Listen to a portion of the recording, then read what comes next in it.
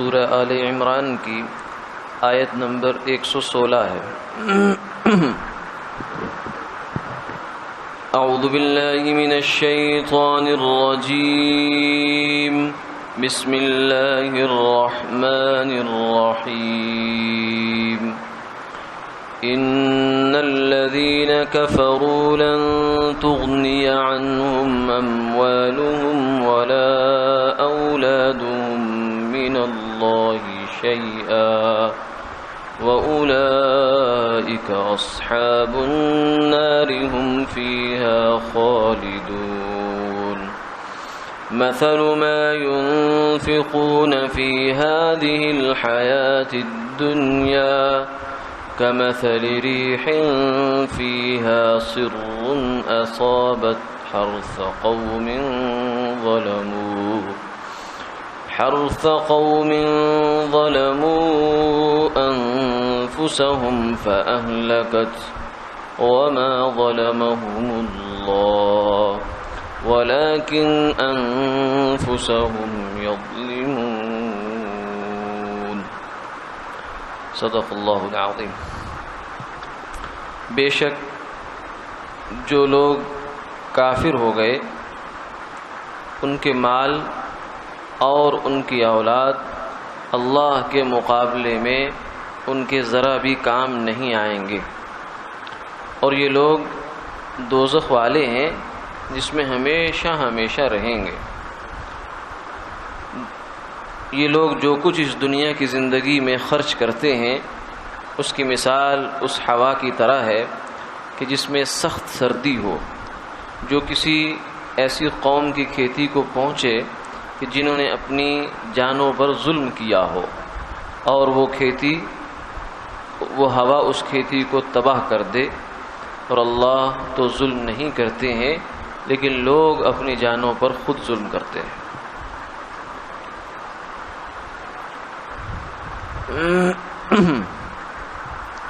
انسان کی دنیا کی زندگی میں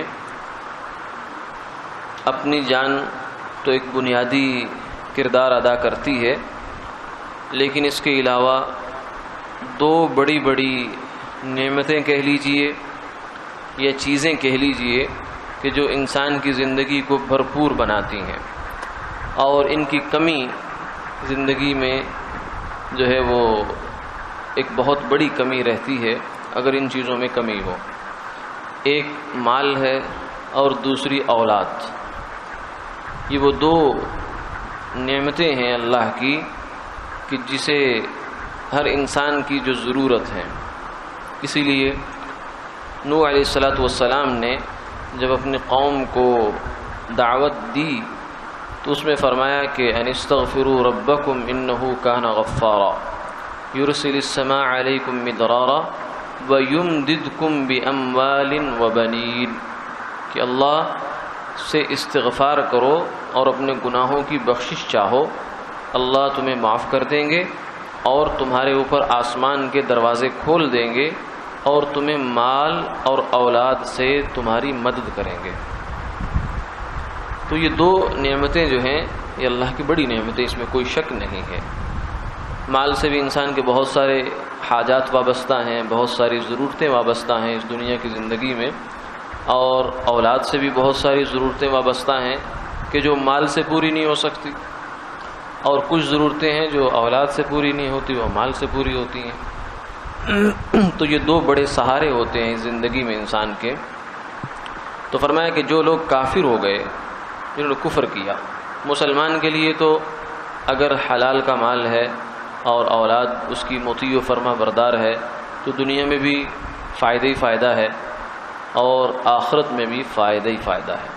لیکن جو کافر ہیں ان کے لیے فرمایا کہ دنیا میں تو ہو سکتا ہے کچھ نہ کچھ ان کو ان دو نعمتوں سے فائدہ مل جائے، اور بلکہ دنیا میں اللہ تعالیٰ کافروں کو ذرا فائدہ زیادہ دے دیتے ہیں، کیونکہ ان کا حساب کتاب یہیں پہ نمٹانا ہوتا ہے، اور مسلمان کو اللہ تعالیٰ نے آگے بھی جا کر دینا ہے، اس لیے بعض دفعہ تھوڑا کم بھی رکھتے ہیں۔ تو فرمایا کہ کافر دنیا میں تو جیسے کیسے بھی زندگی گزاریں گے، لیکن آخرت میں جا کر ان کے مال، ان کے اولاد قطعاً کام نہیں آئیں گے، بلکہ کام آنا تو دور کی بات ہے، وہاں اولاد تک جو ہے وہ والدین کا چہرہ دیکھنا گوارا نہیں کرے گی۔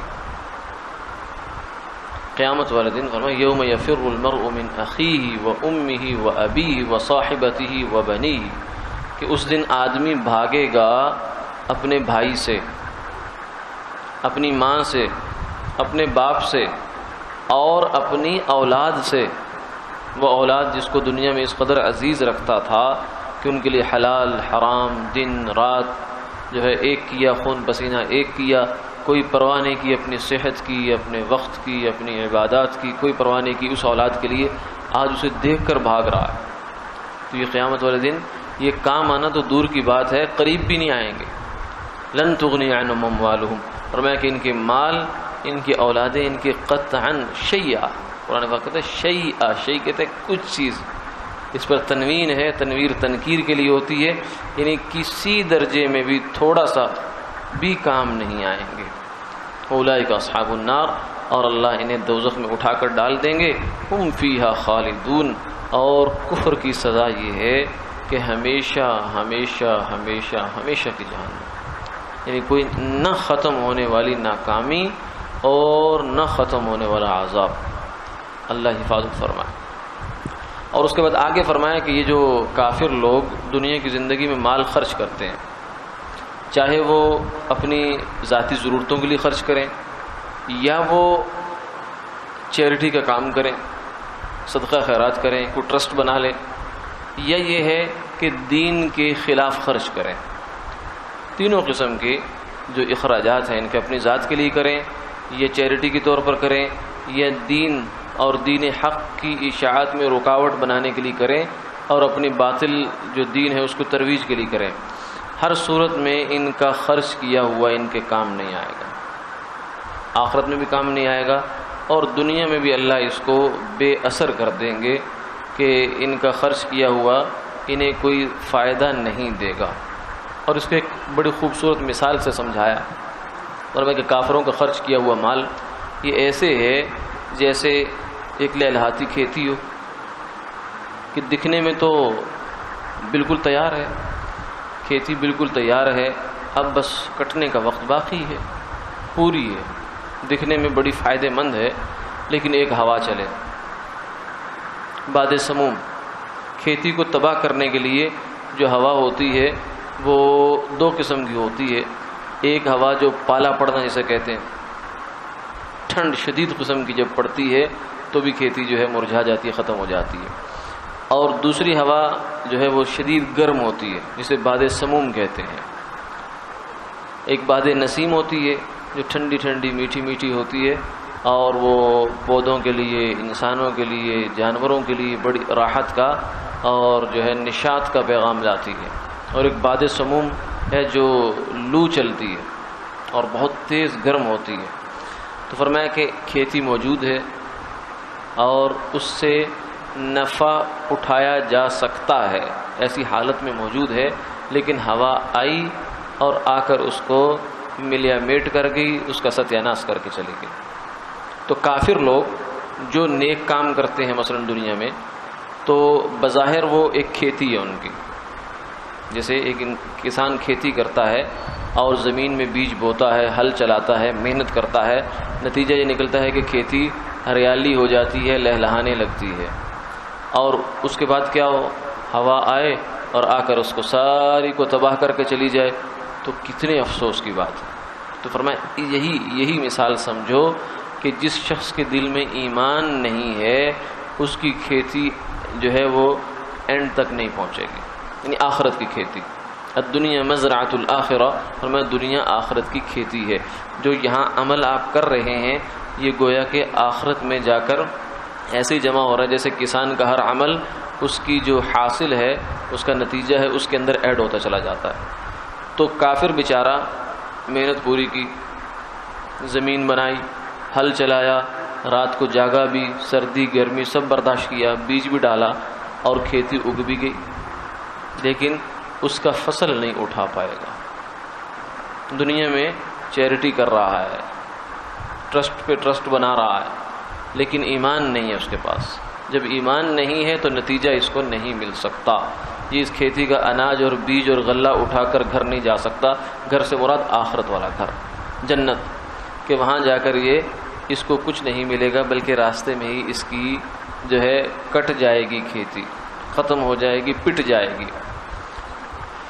تو یہ فرما دیا مثل ما ينفقون، جو لوگ دنیا میں کفار مال خرچ کرتے ہیں ان کی مثال ایسی ہے جیسے ایک کھیتی ہو جس کو ہوا آئے، چاہے تیز گرم آئے. بعض تفاسیر میں مفسرین نے یہ فرمایا، عبداللہ بن عباس رضی اللہ تعالیٰ فرماتے ہیں کہ فی سر سے مراد ہے گرم، تیز گرم ہوا جو جھلسا دیتی ہے پودے کو اور کھیتی کو. اور بعض حضرات نے کہا کہ سر سے مراد سخت ٹھنڈ ہے. دونوں ہی معنی ایسے ہیں کہ جو کھیتی کے لیے نقصان دہ ثابت ہوتے ہیں. ظلموا انفسہم، اور یہ کھیتی بھی ان لوگوں کی جو کافر ہے. یہ مثال در مثال ہے، ذرا باریک مثال ہے، سمجھنی پڑے گی. کہ مسلمان کی اگر کھیتی ہو، پالا اسے پڑے، نقصان ہو جائے تو نقصان تو دنیا کے اعتبار سے نقصان تو مسلمان کا بھی ہوتا ہے، کافر کی ہوگی تو کافر کا بھی ہوتا ہے. لیکن مسلمان اور کافر کے نقصان میں ایک فرق ہے. وہ فرق یہ ہے کہ مسلمان کا ہر نقصان آخرت کی امید سے جڑا ہوا ہے. کیوں؟ اس لیے کہ دنیا کا ہر وہ نقصان جس پر اللہ انسان کو صبر کرنے کی توفیق عطا فرما دے، وہ دنیا کا نقصان ہے لیکن آخرت کا نفع ہی نفع ہے. کیونکہ صبر فرمایا الصبر لیس له جزاء الا الجنہ، کہ دنیا کی کسی تکلیف پر انسان صبر کرتا ہے تو اللہ اس صبر کے بدلے میں جنت اس کے نام کر دیتے ہیں. تو مسلمان کا تو نقصان پورا نقصان ہوتا ہی نہیں ہے. دنیا کا نقصان ادھورا نقصان ہے، کیونکہ آخرت میں اس کو اس کی تلافی مل جانی ہے. جیسے ایک مثال تو سمجھنے کے لیے، ویسے مثال بنتی نہیں ہے. جیسے دو بندے ہوں، ایک کا مال ہے انشورڈ ہے، دوسرے کا انشورڈ نہیں ہے، نقصان تو دونوں کا ہو گیا. لیکن جس بندے کا انشورڈ ہے مال، اس کا دل اندر سے مطمئن ہے، وہ کہتا کوئی بات نہیں، ہو گیا تو ہو گیا، میں تو کلیم کروں گا، مجھے مل جائے گا، اچھا مل جائے گا. اور جس کا نہیں ہے وہ کہے گا میں کیا کروں. تو بس تقریباً ایک مثال کے لیے، ورنہ انشورنس جائز نہیں ہے ویسے، مثال سمجھانے کے لیے کہ جو مسلمان ہے اسے یہ یقین ہے کہ مجھے اس کا عوض مل جانا ہے، آخرت میں اللہ نے میرے لیے بچا رکھا ہے، چھپا کر رکھا ہے. اور کافر بیچارے کو یہ بھی بھروسہ نہیں ہے. تو وہ تو اس کی مثال تو یہ ہوئی خسر الدنیا والآخرہ، کہ دنیا میں بھی کھیتی تباہ ہوئی اور آخرت کی بھی کھیتی اس کی تباہ و برباد ہوگی. اصل خسارہ اٹھانے والا تو یہ ہے. اس لیے فرمایا ظلموا انفسہم. تشبیہ میں، مثال میں بھی ان لوگوں کی کھیتی کی مثال بیان کی کہ جو کافر ہے، تو اس کی جیسے کھیتی نقصان جاتی ہے دنیا کے اعتبار سے، آخرت کے اعتبار سے، تو کافر کا خرچ کیا ہوا مال بھی ایسا ہی ہے کہ چند دن اللہ اس کو دنیا میں ایک نیک نامی دے دیتے ہیں، اس کی ایک ساکھ بنا دیتے ہیں، گڈ ول بنا دیتے ہیں کہ لوگ تعریف کرتے ہیں، واہ جی واہ، واہ جی واہ، فلاں نے، فلاں کا ٹرسٹ ہے، فلاں کی چیریٹی ہے، اس کے نام پہ ہاسپٹل ہے، یہ ہے وہ ہے. لیکن آخرت میں بالکل معاملہ صاف ہے.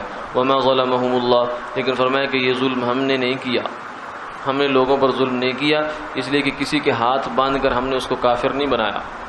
ہر بندہ اپنے ول اور وش سے اور اپنے اختیار اور ارادے سے کفر اور اسلام کا راستہ چنتا ہے. وَهَدَيْنَاهُ النَّجْدَيْنِ إِنَّا هَدَيْنَاهُ السَّبِيلَ إِمَّا شَاكِرًا وَإِمَّا كَفُورًا. ہم نے تو دو راستے دکھا دیے، اب تمہاری مرضی ہے کہ تم ایمان کا راستہ چنتے ہو یا کفر کا راستہ چنتے ہو. تو جو کفر کا چنے گا وہ اپنی جان پر خود ظلم کرتا ہے، اللہ ظلم نہیں کرتے. وما كان الله ليظلمهم ولكن كانوا انفسهم يظلمون. اللہ حفاظت فرمائے. وآخر دعوانا الحمد للہ رب العالمین.